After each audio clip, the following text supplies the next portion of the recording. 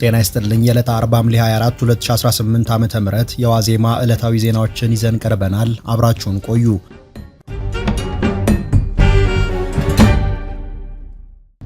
አስገዳጅ ወታደራዊ ምልመላን በመስጋት ወደ ትግራይ ክልል መመለስ ያልቻሉ የአዲስ አበባ ዩኒቨርሲቲ ተማሪዎች ክረምቱን በዩኒቨርሲቲው ውስጥ እንዲያሳልፉ መፈቀዱን ዋዜማ ሰምታለች።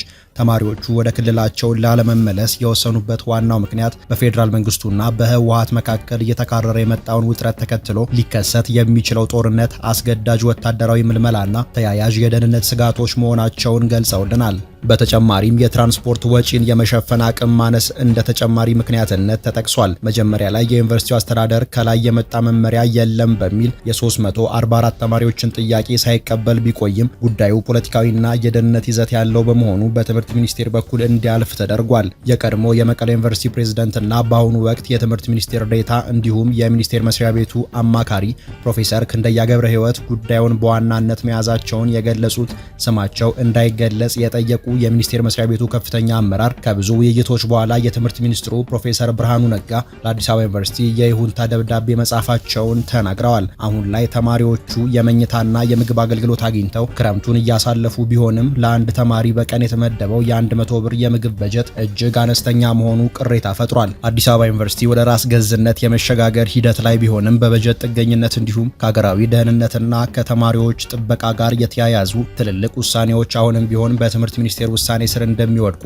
እኚሁ የትምህርት ሚኒስቴር ከፍተኛ ኃላፊ አብራርተዋል። በጉዳዩ ላይ የኢትዮጵያ ሰብአዊ መብቶች ኮሚሽን ከአንድ ወር በፊት ባወጣው ሪፖርት በትግራይ ክልል የሚካሄደው የግዳጅ ወታደራዊ ምልመላ እንደ ጉልበት ብዝበዛና የጦር ወንጀል ሊቆጠር እንደሚችል ማሳሰቡ ይታወሳል።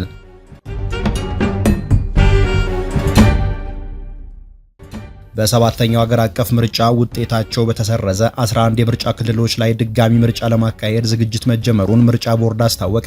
የኢትዮጵያ ብሔራዊ ምርጫ ቦርድ በሰባተኛው ሀገር አቀፍ ምርጫ ወቅት ውጤታቸውን ሊያዛቡ የሚችሉ ጉልህ የሕግ ጥሰቶች በመፈጸማቸው ውጤታቸው ሙሉ በሙሉ በተሰረዘ 11 የምርጫ ክልሎች ላይ ድጋሚ ምርጫ ለማካሄድ ዝግጅት መጀመሩን አስታውቋል። ቦርዱ ባወጣው የምርጫ አስፈጻሚዎች ምልመላ ማስታወቂያ እንዳመለከተው ግንቦት 24 2018 ዓ.ም የተካሄደው ምርጫን ተከትሎ በአምስት ክልሎች ስር በሚገኙ 11 የምርጫ ጣቢያዎች የሕግ ጥሰት መፈጸሙን በማስረጃ ተረጋግጧል።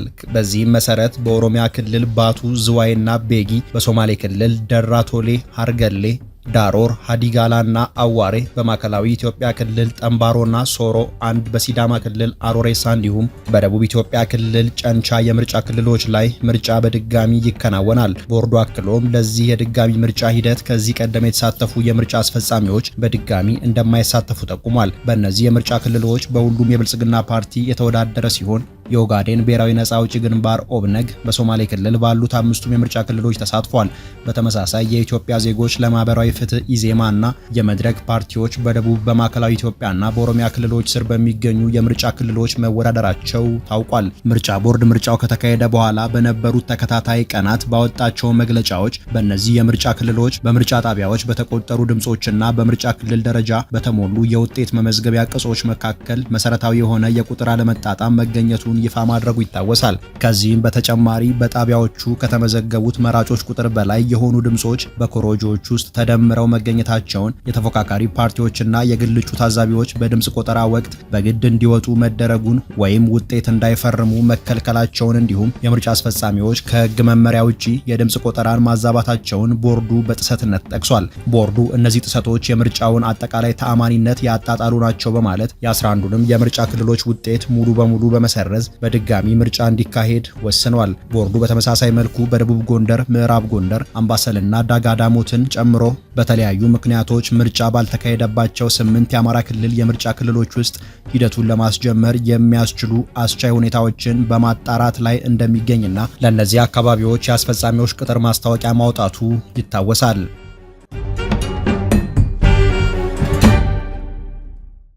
የህወሓት ከፍተኛ አመራር የሆኑት ፈትለወርቅ ገብረ እግዚአብሔር የመከላከያ ሰራዊት 8 እዞች ወደ ክልሉ ድንበር ተጠግተዋል ሲሉ ተናገሩ። ስልጣን በኃይል የያዘው በህወሓት የሚመራው የክልሉ አስተዳደር በክልሉ ላይ ተደቅኗል ያለውን የህልውና ስጋት አስመልክቶ በተለያዩ የክልሉ አካባቢዎች ከነዋሪዎች ጋር ውይይቶችን ሲያካሄድ የቆየ ሲሆን በደቡብ ትግራይ ዞንም በተመሳሳይ መልኩ ሲካሄድ የቆየ ውይይት መጠናቀቁን ተከትሎ የህወሓት ከፍተኛ አመራሯ ፈትለወርቅ ገብረ እግዚአብሔር ንግግር አድርገዋል። በወቅቱም በፕሪቶሪያው ስምምነት ተስፋ ማጣታቸው መሆናቸውን በመጥቀስ ለዚህም አንዱ ማሳያ የመከላከያ ሰራዊት 8 እዞች እና ከ4 በላይ ከባባድ መሳሪያዎችን የታጠቁ ክፍለ ጦሮች ወደ ክልሉ ድንበር መጠጋታቸው ነው ብለዋል። የትግራይ ህዝብና መንግስት የሰላም ጥሪ ሲያቀርቡና ዓለምን ሲማጸኑ የፌዴራል መንግስት ግን የጦር መሳሪያዎችን በመግዛት እንዲሁም ሁሉን አቀፍ ኃይሉን በማጠናከር ዝግጅቱን አጠናቆ እየመጣ ነው በማለት የከሰሱት ፈትለወርቅ ህዝቡ ግን ይህንን አይፈቅድም ሲሉ ተናግረዋል። የፕሪቶሪያው ስምምነት ሲፈረም ጉድለቶች ሳይኖሩ ቀርተው ሳይሆን ሰላምን ለማውረድ ከመነጨ ጽኑ ፍላጎት ድርጅታቸው ስምምነቱን መፈረሙን ገልጸዋል። የፌዴራሉ መንግስትን እንቅስቃሴ ለመመከት ህዝቡ ተባብሮ ከመታገል ውጭ አማራጭ እንደሌለው በመጥቀስ የሰላም አማራጮች ዝግ መሆናቸውንም አመልክተዋል።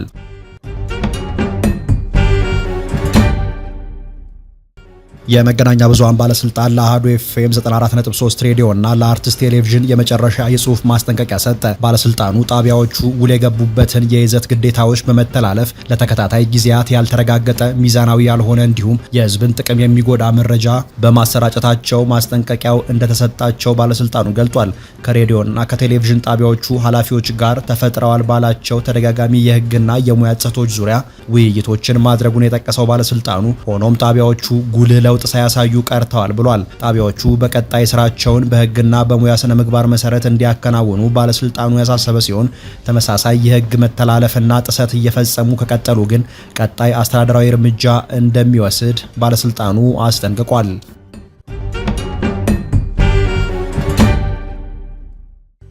ለዕለቱ የያዝናቸው የዋዜማ ዜናዎች እነዚህ ነበሩ። ጤና ይስጥልኝ።